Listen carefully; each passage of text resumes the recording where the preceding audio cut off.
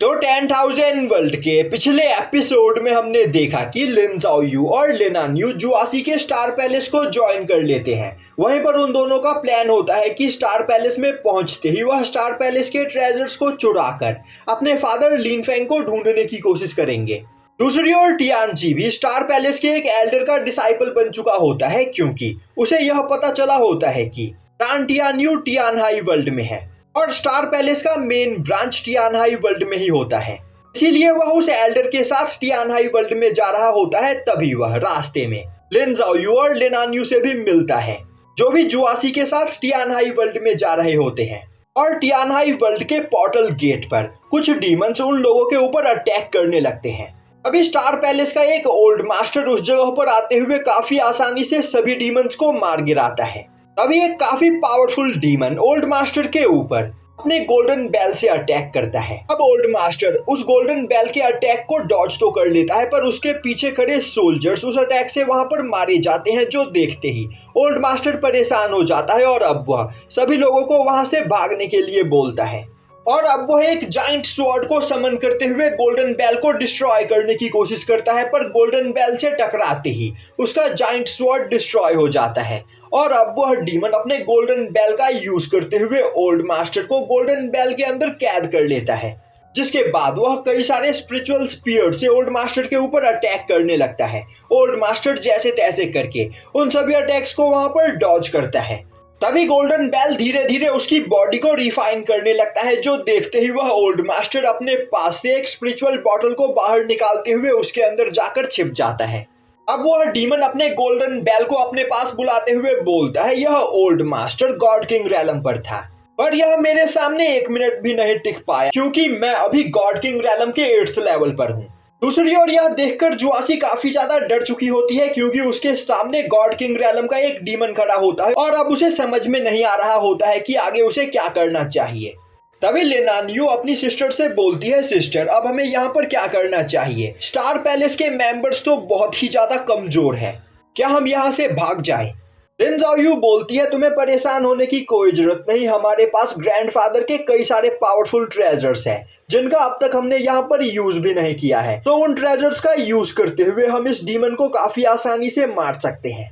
लिन आनयू बोलती है, सिस्टर कहीं आप यह भूल तो नहीं गई कि मदर ने हमें बताया था हमारे ग्रैंडफादर के आउटसाइड वर्ल्ड में कई सारे दुश्मन हैं, और अगर हम इस जगह पर ग्रैंडफादर के ट्रेजर्स का यूज करेंगे तो ग्रैंडफादर के दुश्मनों को हमारी लोकेशन के बारे में पता चल जाएगा और फिर ग्रैंडफादर के सभी दुश्मन हमारा शिकार करना स्टार्ट कर देंगे। लिन ज़ाओयू कुछ सोचते हुए बोलती है, तुम बिल्कुल सही बोल रही हो, तो हमें यहाँ पर ग्रैंडफादर के ट्रेजर्स का यूज नहीं करना चाहिए। दूसरी ओर टियानजी अपने स्पिरिचुअल ऑर्ब को अपने कंट्रोल में लेते हुए वहां पर छिपाने लगता है। तभी उस डीमन की नजर उस स्पिरिचुअल ऑर्ब के ऊपर पड़ जाती है, जिसे देखते ही वह हैरान होते हुए बोलता है, इस बच्चे के पास एक गॉड लेवल वेपन है और जहां तक मैं देख पा रहा हूं उस बच्चे के हाथ में मौजूद वह ट्रेजर टाइम एंड स्पेस ऑर्ब है। तो अगर वह मुझे मिल जाए तो मैं ब्रेक थ्रू करके गॉड एम्परर रैलम पर पहुंच सकता हूं। यह सोचते हुए वह काफी तेजी से एक डेमोनिक चेन से टियानजी के ऊपर अटैक करता है। अब टियानजी उस डेमोनिक चेन को वहां पर डॉज करने लगता है, पर वह डेमोनिक चेन टियानजी का पीछा छोड़ने के लिए तैयार ही नहीं होते हैं और अब वह टियानजी को इंजर्ड करने वाले होते हैं। तभी लिन ज़ाओयू अपने पर्पल स्वॉर्ड से अटैक करते हुए उन डेमोनिक चेन्स को डिस्ट्रॉय कर देती है, जो देखते ही वह डीमन और भी ज्यादा हैरान हो जाता है, क्योंकि लिन ज़ाओयू के हाथ में मौजूद पर्पल स्वॉर्ड भी एक गॉड लेवल वेपन होता है। अब वह डीमन वहां पर जोर जोर से हंसते हुए बोलने लगता है, मैं सच में बहुत ही ज्यादा लकी हूँ, एक ही दिन में मुझे यहाँ पर 2 गॉड लेवल वेपन मिलने वाला है, तो बस मैं इन दोनों बच्चों को यहाँ पर मार दूं, जिसके बाद मुझे गॉड एम्परर रैलम पर पहुंचने से कोई भी नहीं रोक पाएगा। और अब वह डीमन अपने पास से कई सारे डेमोनिक डैगर बाहर निकालते हुए उनसे लिन ज़ाओयू के ऊपर अटैक करता है, जो देखते ही लिन ज़ाओयू डर जाती है। तभी लिन आनयू बीच में आते हुए अपने मून रिंग का यूज करते हुए वहां पर चारों ओर एक बैरियर बनाते हुए डेमोनिक डैगर्स को डिस्ट्रॉय कर देती है। अब लिन आनयू के मून रिंग को देखकर वह डीमन और भी ज्यादा हैरान हो जाता है, क्योंकि वह मून रिंग भी एक गॉड लेवल वेपन होता है। अब वह डीमन वहां पर खुशी से पागल हो जाता है और हंसते हुए बोलने लगता है, 3 गॉड लेवल वेपन, अगर मैं इन तीनों को रिफाइन करने में कामयाब हो जाऊं तो क्या पता मैं गॉड वनरेबल रैलम पर पहुंच जाऊं। फिर इस पूरे यूनिवर्स में मेरा सामना कोई भी नहीं कर पाएगा। और अब वो अपने गोल्डन बेल का यूज करते हुए अटैक करके लिन आन यू के द्वारा बनाए गए बैरियर को डिस्ट्रॉय करने की कोशिश करने लगता है। अब यह देखते ही लिन ज़ाओयू और टियानची दोनों ही वहां पर सोचने लगते हैं शायद से इस डीमन से फाइट करने के लिए हमें यहाँ पर एम्परर लेवल वेपन को बाहर निकालना ही होगा। और अब वह दोनों अपने पास मौजूद एम्परर लेवल वेपन को बाहर निकालने लगते हैं। जो देखते ही वह डीमन अपनी पूरी पावर का यूज करते हुए उनके ऊपर अटैक करने के लिए तैयार हो जाता है। तभी लिन फेंग अपनी टाइम एंड स्पेस टेक्निक का यूज करते हुए आसपास मौजूद सभी लोगों को फ्रीज कर देता है। तभी शाओ टियान काफी तेजी से चिल्लाते हुए अपनी पावर को रिलीज करता है और अब वह डीमन देखता है कि शाओ टियान की कल्टीवेशन गॉड किंग रैलम के 7th लेवल के बराबर होती है। जो देखते ही वह सोचने लगता है यह लोग बस गॉड किंग रैलम के 7th लेवल पर है और इन्हें लगता है कि यह मुझे फाइट में हरा सकते हैं। और अब वह डीमन अपनी पावर को रिलीज करते हुए टाइम फ्रीज से आजाद हो जाता है और अपने गोल्डन बेल को कंट्रोल करते हुए लिन फेंग के ऊपर काफी पावरफुल अटैक करता है। तभी लिन फेंग बोलता है बेवकूफ डीमन, तुम्हें लग रहा है कि मैं गॉड किंग रैलम के 7th लेवल पर हूँ। तुम्हें नहीं पता है कि तुमने मुझे अंडर एस्टिमेट करके कितनी बड़ी गलती की है। और अब वो अपने 10,000 स्वॉर्ड पाथ से अटैक करते हुए उस डीमन के गोल्डन बेल को डिस्ट्रॉय करते हुए एक ही अटैक में उस डीमन को भी मार देता है। तभी शाओ टियान काफी तेजी से उड़ते हुए जाकर गोल्डन बेल को अपने कब्जे में ले लेता है और अब वह लिन फेंग के पास आते हुए बोलता है मास्टर यह एक डिवाइन लेवल वेपन है। और इसी के दम पर वह डीमन इतना उछल रहा था। तभी लिन फेंग देखता है कि गोल्डन बेल के अंदर कैद गोल्ड मास्टर पहले ही मर चुके होते हैं।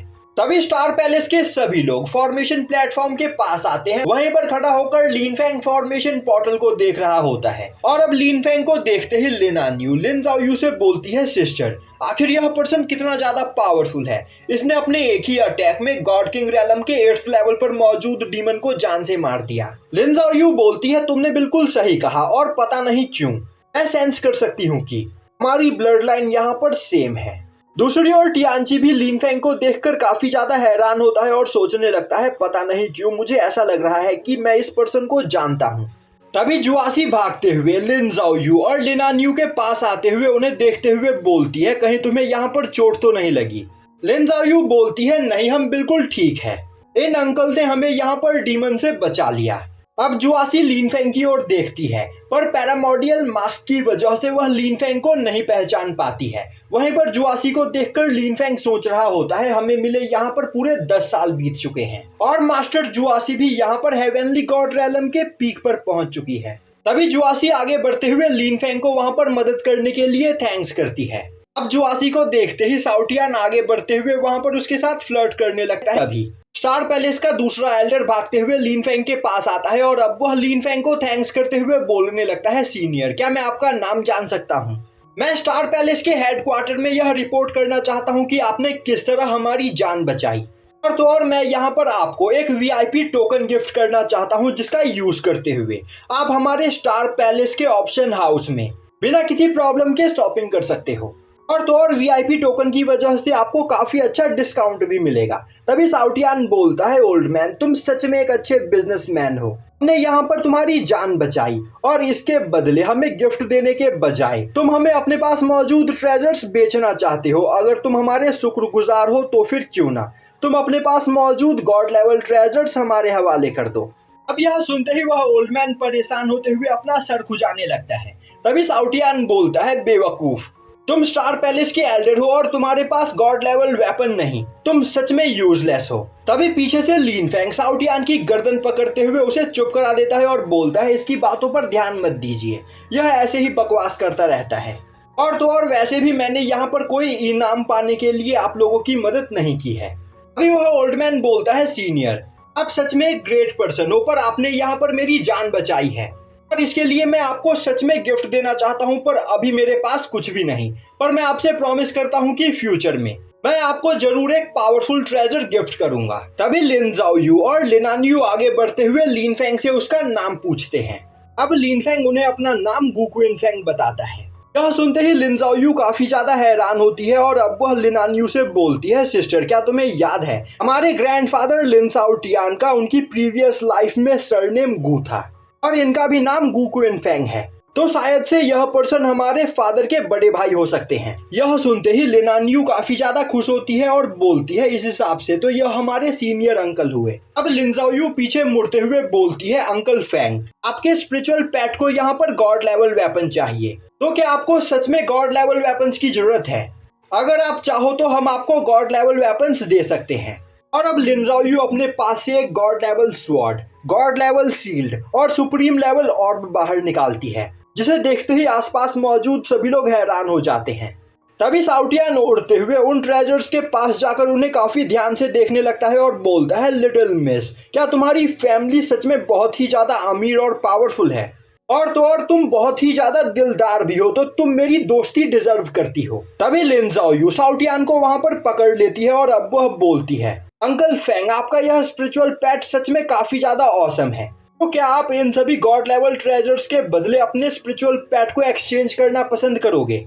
पर लिन फैंग मना कर देता है। अब यह देखते ही लिन जाओ यू और लिनान यू वहां पर लिन फैंग से रिक्वेस्ट करने लगती है और बोलती है कि हमारे फादर के पास भी एक ऐसा ही स्पिरिचुअल पेट था जिसके साथ हमारी सीनियर सिस्टर्स खेला करती थी, पर हमें उस स्पिरिचुअल पेट के साथ खेलने का कभी मौका नहीं मिला। इसीलिए अंकल फैंग, हम आपके इस स्पिरिचुअल पेट के साथ खेलना चाहते हैं, तो क्यों ना आप हमारे ट्रेजर्स के बदले इस स्पिरिचुअल पेट को एक्सचेंज कर लो। लिन फैंग दोबारा से उन्हें मना कर देता है और बोलता है यह कोई स्पिरिचुअल पेट नहीं बल्कि यह मेरा दोस्त है और इसका नाम साउटियान है, इसीलिए मैं इसे एक्सचेंज नहीं कर सकता हूँ, पर तुम दोनों जब तक चाहो तब तक इसके साथ यहाँ पर खेल सकती हो। यह सुनते ही लिन जाओ यू और लिनान यू दोनों ही बहुत ही ज्यादा खुश होती है और अब वह साउटियान को वहां पर घुमाते हुए बोलने लगती है साउटियान सच में बहुत ही ज्यादा औसम है, पर इसके बाल बहुत ही ज्यादा बड़े बड़े हो गए हैं, तो फिर क्यों ना हम इसके बालों को थोड़ा छोटा कर दे। जो सुनते ही साउटियान परेशान हो जाता है और यहीं पर यह एपिसोड खत्म हो जाता है।